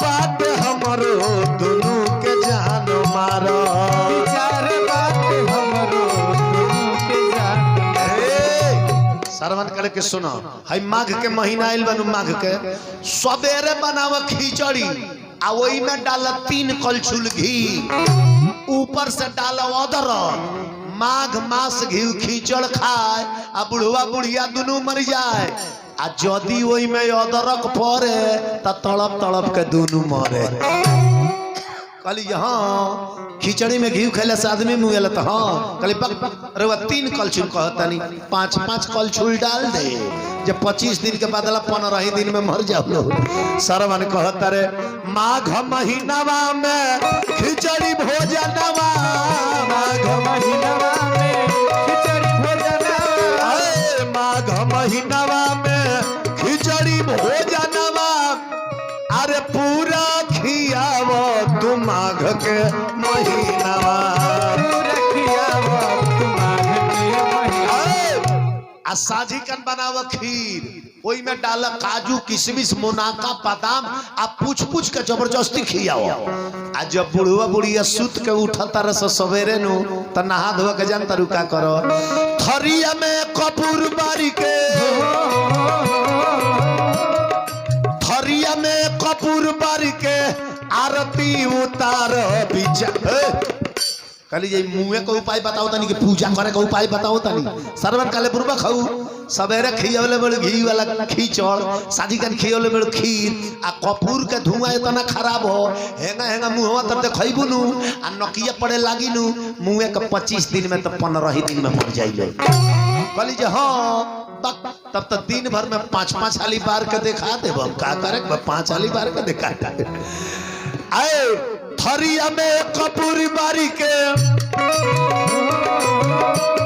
अरे थरिया में कपूर बारी के आरती उतार विचार बाट हमरो दोनों के जान मारो विचार बाट हमरो के जान मारो विचार बाट अब सब बात बता के उनकर नैहर के बड़ाई करता रहे अगर एक बैग 10 आदमी राती खान चली आवस अरे वो मेहरारू से जाकर कह दे कि हमार संगति आइल बोलो 10 जना ऐसा मुंह बनई है न बुझाई जे फेनाइल के गोली खा ले बड़ी का होता है ये राउ संगति लो 8 राती खाना ए बार अब खाना बनावे के चाहिए हां आ तनिए से जाके कहीं ना दे देखा ना तारा नैहर के हलो 10 जना भूलात भटकताइल वालो घरे तो कुछ नहीं के छोड़ा जाए तो शरबत पिया के सुता देतनी बग जी ई का कहतानी जी हमरा नैहर के लगो में हमर बड़का बाजी होइया काका होइया शरबत पिया के सुता आही बाप हम जियते बानी हमरा नैहर के शरबत पी के सुती हम चलतानी खाना बनावे वही बार बना के परोस दिया तो वही पढ़ाई करत रहे सरवर बड़ घर के बेटी हऊ ताहर विचार बाटे ऊंचा आ घर के जिम्मेवारी बा ताहर पर समूचा घर के मुहारी बात तारा पर समूचा आरे घर के जिम्मेवारी बा ताहर पर समूचा घर के मुहारी बात तारा पर समूचा गाँव तार हलचल बाबा अरे गाँव तार हलचल बाबा घर बा बिहार दोनों के जान मारो विचार बाट हमरो दोनों के जान मारो विचार बात हमरो दोनों के जान मारो सरवन के मेहरारू कली जे बताई मुए वाला जोड़ी जब रहुआ जानते रहनी हा इतना दिन चुप काहे लगाई रहनी हा हम आईनी ओकरा बिहाने पहले बता देले रहती नु आज ले एकनी के सरादा बरखी सब बिता देले रहती सरवन कले जे अब बतानु दनी तू खियावा आ हम जातनी तीर्थ घूमे कली के रुआ तीर्थ घूमे जातनी आ रुआ 25 दिन कहतनी आ काजे न दवैया कहीं 15 ही दिन में सेट क जा त ये बूढ़वा बुढ़ियन के दाह संस्कार के करी सरवन कले हम जानतनी जे कहिया मुंह जा ई दवाई चलेबू नु एकनी के मुंह के 2 दिन पहले हम घरे चली अब 2 दिन पहले कह के चल गई आए न सरवन के मेहरारू मार सवेरे खिचड़ी बनावतरी अदरक डालते 3-3 4-4 5-5 कलछुल घी डालते खा लो जाही के बाद बस 25 दिन जाही के बाद खत्म बाबू 25 दिन यह न खियौली बुढ़वा बुढ़िया मोटा के लाल हो गई जाओ ना बुढ़वा बुढ़िया सब उठल ना जाओ वो बुढ़वा बुढ़िया कतर सतारा कहतनी कि रे पहले तो हाफत रहे सब तो डाफत रहे सन कहत रहे जे 25 दिन में मर जाइए सर 25 दिन में मुइया सा के 25 बरी सौरी जी ऐसा दादा सरवर के मेहरारू दुआरी पर बैठ के रोवत तारी आ कहत तारी अरे माघवा महीनावा में अरे परतावे पाला है जीवा जरी रे जाला है जीवा जरी रे जाला जब है बूढ़ावा बुढ़िया फेर ले सनमाला जीवा जरी रे जाला बुढ़ावा बुढ़िया फेरे ले सनमाला बुढ़ावा बुढ़िया फेर ले सनमाला जीवा जरी रे जाला बुढ़िया फेरे ले सनमाला घियुआ घियुआ घियुआ जहर होला बहु रानी के भरम बा बाबू एक कल छुलटा लेली बुझेली अभिन कम बा एक कल छुलटा लेली बुझेली अभिन कम बा घियुआ जहर होला बहु रानी के भरम बा एक कल डालेली बुझेली अभिन कम बा एक कल डालेली बुझेली अभिन कम बा लाल हो खेला गल दहिया खूबे मोटाला जीवा शरीर जाला अरे जीवा शरीर जाला कब जब घर में होला सीताराम के हाला जीवा शरीर जाला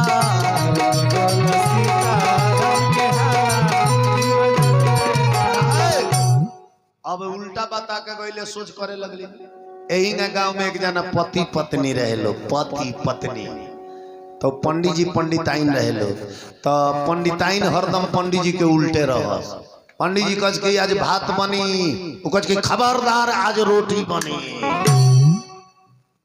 पंडित जी जहिया कह के आज रोटी बनी पंडिताइन के खबरदार आज भात बनी कहियो भोजन के सेटिंग ना एगो काका के लगे गई कहले कि बाबा मेहरारू सफा उल्टा मिलल बिया जइया भात खाए के मन रहे कही नहीं तैया रोटी बनावेले आ जइया रोटी खाए के मन रहे कहले तैया भात बनावेले बाबा कहले जे बुरबक हुआ रे जब उल्टा करत ये तो तेहू उल्टा बोल जइया भात खाए के मन बनू तैया जाके कह जे आज रोटी बनी तो तोरा उल्टा में भात बनाई आ जइया भात खाए के मन बा तैया कहे जे रोटी बनी तो भात बनाई भात खाए के मन बा तो रोटी कब तो भात बनाई ना बबुआ आ रोटी खाए के मन बा तो कह जे भात बनाओ तो रोटी बनाई तू उल्टा बोला अब गईले इनकरा भात खाए के मन रहे कहले सुनता रहो आज रोटी बनी मगी कल खबरदार आज भात बनी बनाओ बनाओ भात लेखा तो मन में बोल बिहान बैला रोटी खाए का मन रहे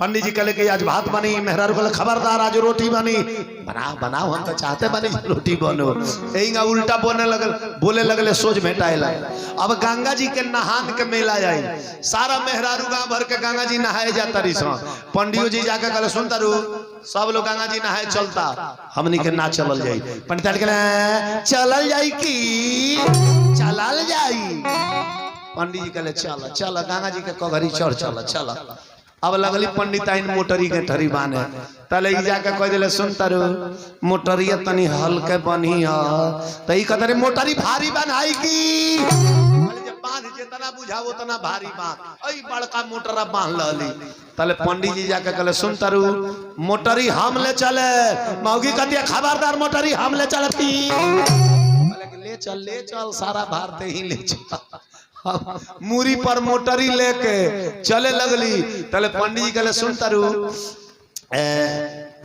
तनी धीरे ही चल तई का तरीके हम जोर से चले की कहले कि चल भी ना भोड़े किराया का पैदल पहुंच चल जाओ गंगा जी के कगरी गइल लो गंगा जी के कगरी हे पड़े गंगा जी बहुत रली हे पड़े गंगा जी बहुत रही हे जा सब लोग नहाता पंडिताइनो नहाए लगली तले पंडित जी कह दिले कि सुनता रू तनी कगरिए नहाई ह ई कतरी कि हम बीच में जाब की जो जे हमर गर्दन छूटो जल्दी बीच में अब बीच में गईली गंगा जी धार मरली वही में डूब गईली डूब के दह गईली अब हे जा डूबल बड़ी गंगा जी बहुत तरी हे पड़े अब पंडित जी जाके होने खोजत रहे होने उल्टा धारा में लोग कल जे बुरबक हई जब हे पड़े गंगा जी बहुत तारी आ हेजा डूबल बड़ी तो दह के हे न गइल हइयन हेन का खोजता नहीं।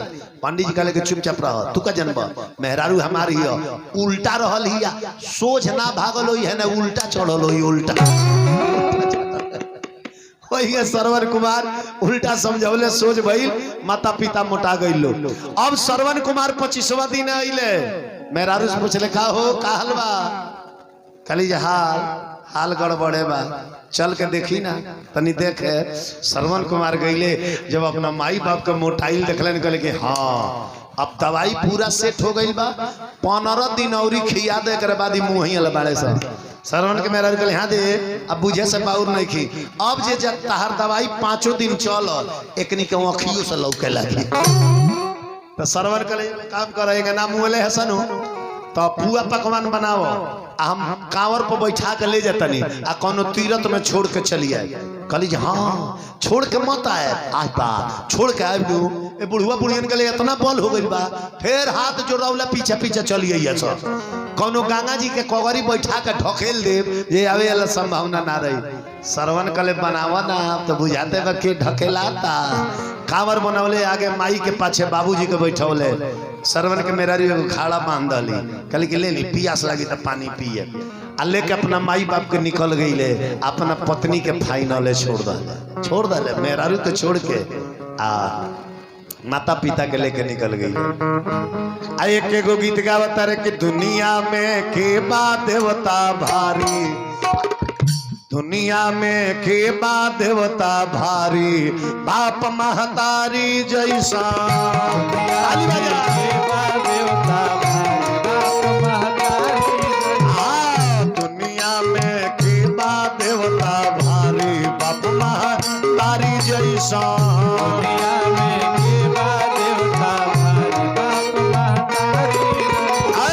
बाप महतारी जैसान, बाप महतारी जैसान,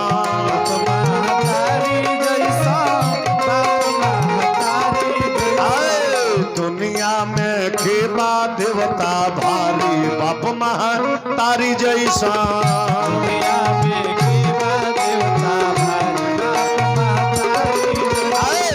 श्रवण बनवले कांवर, तीरथ के करवले भावर। श्रवण बनवले कांवर, तीरथ के करवले भावर। श्रवण बनवले कांवर, तीरथ के करवले भावर। ओ रहले भारी आज्ञाकारी, बाप महतारी जैसा। रहले भारी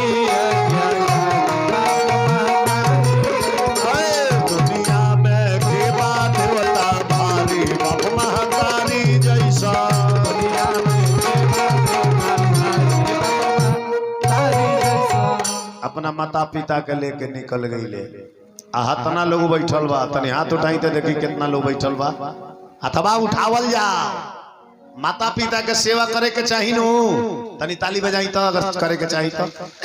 तब जितना लोग ताली बजौले बा, एक कथा पर ए मोड़ पर हो तो जो नहछुआ देनी हो तो अदला के बदला केहू के बेटी के नहछुआ देव तो वो आदमी रहुआ के दी, लेकिन असली दान हई आइल बा।